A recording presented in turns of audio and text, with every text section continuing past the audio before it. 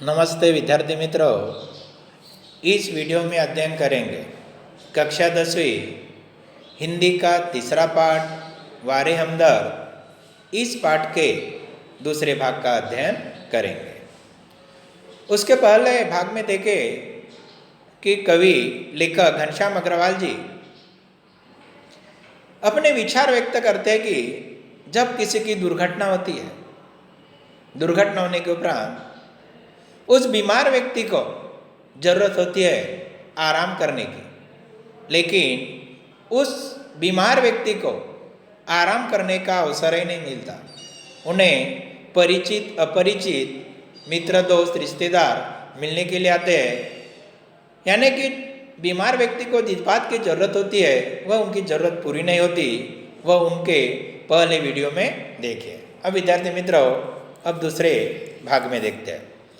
मुझसे मिलने के लिए सबसे पहले वे लोग आए जिनकी टांग या कुछ और टूटने पर मैं कभी उनसे मिलने के लिए गया था। अग्रवाल जी कहते थे कि सबसे पहले वो लोग मुझे मिलने के लिए आए जिनकी कभी दुर्घटना हो गई थी, टांग या कुछ टूटने पर मैं उन लोगों को मिलने के लिए गया था। मानो वे इसी दिन का इंतजार कर रहे थे। इंतजार का अर्थ प्रतीक्षा कर रहे थे कि कब लेखक की टांग टूटे और मैं किस तरह अपना कृतज्ञता एहसास चुकाऊंगा। उसी दिन की वे मेरी राह देख रहे थे। मेरी टांग टूटे और कब मैं अपना एहसान चुकाए, इनकी हमदर्दी में ये बात खास छिपी रहती है कि देख बेटा, वक्त सब पर आता है। दर्द के मारे एक तो मरीज वैसे ही नींद नहीं आती, यह थोड़ी बहुत आ भी जाए तो मिलने वाले जगा देते हैं, खासकर वे लोग जो सिर्फ औपचारिकता निभाने आते हैं। विद्यार्थी मित्रों, बीमार व्यक्ति को कुछ ऐसे लोग भी हैं कि केवल औपचारिकता का अर्थ शिष्टाचार निभाने के लिए आते हैं। इन्हें मरीज से कोई हमदर्दी नहीं होती, बीमार व्यक्ति से उन्हें कोई सहानुभूति नहीं होती। केवल औपचारिकता पूरी करने के लिए वह मरीज को मिलने के लिए आते हैं। यह सिर्फ सूरत दिखाने आते हैं। ऐसे में एक दिन मैं तय किया कि आज कोई भी आ जाए, तय यानी निश्चित। एक दिन लेखक ने निश्चित कर दिया, आज मुझे कोई भी मिलने के लिए आ जाए, मैं आँख नहीं खोलूँगा, चुपचाप पड़ा रहूँगा। चुपचाप यानी एकदम शांत पड़ा रहूँगा। ऑफिस के बड़े बाबू आ गए। ऐसे में ही जिस कार्यालय में घनश्याम अग्रवाल जी काम करते थे, उसी ऑफिस के उसी दफ्तर के बाबू लेखक को मिलने के लिए आए और मुझे सोया जानकर वापस जाने के बजाय वो सोचने लगे कि यदि मैं उन्हें नहीं देखा तो कैसे पता चलेगा कि वे मिलने आए थे। और उन्होंने सोचा, यदि मैं लेखक को दिखूंगा नहीं तो उनको कैसा पता चलेगा कि मैं उन्हें मिलने के लिए आया था। अतः उन्होंने मुझे धीरे धीरे हिलाना शुरू कर दिया। अतः का अर्थ इसलिए बाबू ने मुझे धीरे धीरे हिलाना शुरू कर दिया। फिर भी जब आंखें नहीं खुली तो उन्होंने मेरी टांग के टूटे हिस्से को जोर से दबाया।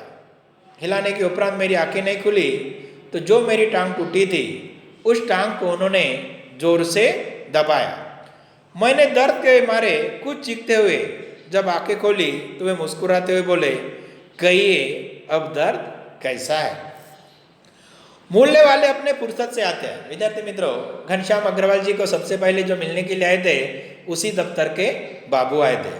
उसके उपरांत घनश्याम अग्रवाल जी जिस मोहल्ले में रहते थे उस मोहल्ले के लोग मिलने के लिए आते हैं। उस दिन जब सोनाबाई अपने 4 बच्चों के साथ आई, उसी मोहल्ले में रहने वाली सोनाबाई 4 बच्चों को साथ में लेकर आई, मुझे लगा कि आज फिर कोई दुर्घटना होगी। आते उन्होंने मेरी और इशारा करते हुए बच्चों से कहा, यह देखो चाचा जी। उनका अंदाज कुछ ऐसा ही था। अंदाज का अर्थ ढंग, तरीका, जैसे चिड़ियाघर दिखाते हुए बच्चों से कहा जाता है, ये देखो बंदर। चिड़ियाघर का अर्थ विद्यार्थी मित्रों पशु पक्षियों का रहने का स्थान। जब अपन अपने बच्चों को पशु पक्षियों दिखाने के लिए जब चिड़ियाघर में जाते हैं तब अपने बच्चों को दिखाते हैं, देख बेटा वह बंदर है, वह भालू है। जिस तरह दिखाते हैं उसी तरह सोनाबाई अपने बच्चों को लेखक को दिखा रही थी। बच्चे खेलने लगे। एक कुर्सी पर चढ़ा तो दूसरा मेज पर। सोनाबाई की छोटी लड़की दवा की शीशी लेकर कथकली डांस करने लगी। कथकली डांस विद्यार्थी मित्रों, केरल का एक प्रसिद्ध नृत्य है। उस कथकली की तरह सोनाबाई की एक लड़की नृत्य करने लगी। रप रप की आवाज ने मेरा ध्यान बटाया, यानी ध्यान बटाना यानी उनका एकाग्रता में बाधा डाला। क्या देखता हूं कि सोनाबाई का एक लड़का मेरी टांग के साथ लटक रही रेती की थैली पर बॉक्सिंग की प्रैक्टिस कर रहा है। मैं इसके पहले कि मना करता, सोनाबाई की लड़की ने दवा की शीशी पटक दी। सोनाबाई ने एक पल लड़की की ओर घूरा। जैसे ही सोनाबाई की लड़की ने लेखक की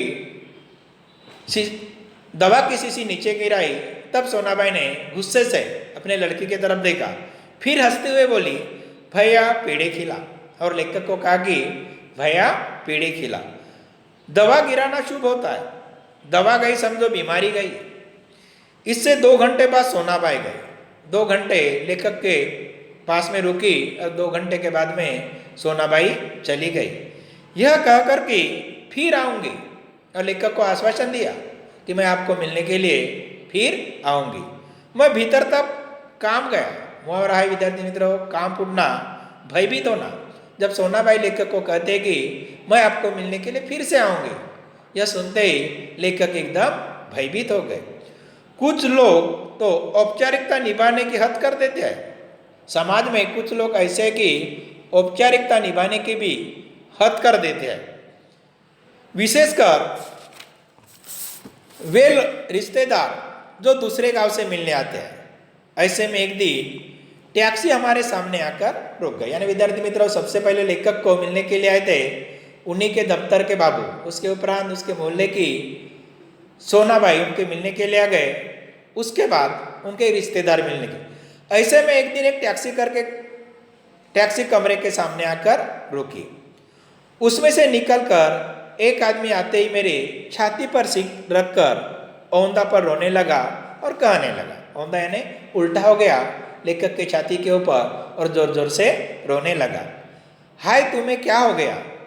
कार वालों का सत्यानाश हो। मैंने दिल में ही कहा कि मुझे जो हुआ सो हुआ, तू क्यों रोता है?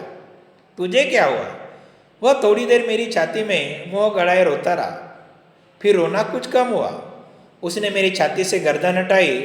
जब मुझसे आंख मिलाई तो एकदम चुप हो गया और फिर धीरे से हंसते हुए बोला, माफ करना, मैं गलत कमरे में आ गया था। विद्यार्थी मित्रों, ऐसे भी लोग हैं कि एकदम भावुक हो जाते हैं और उन्हें जिसको मिलना चाहिए उसे न मिलते हुए दूसरे आदमी से मिलने चले जाते हैं। आजकल लोग ठीक ही बताते भी तो नहीं, गुप्ता जी का कमरा शायद बगल में है। हे अच्छा भाई माफ करना कहकर वह चला गया। और वही रोने की आवाज़ मुझे पड़ोस के कमरे में सुनाई पड़ी।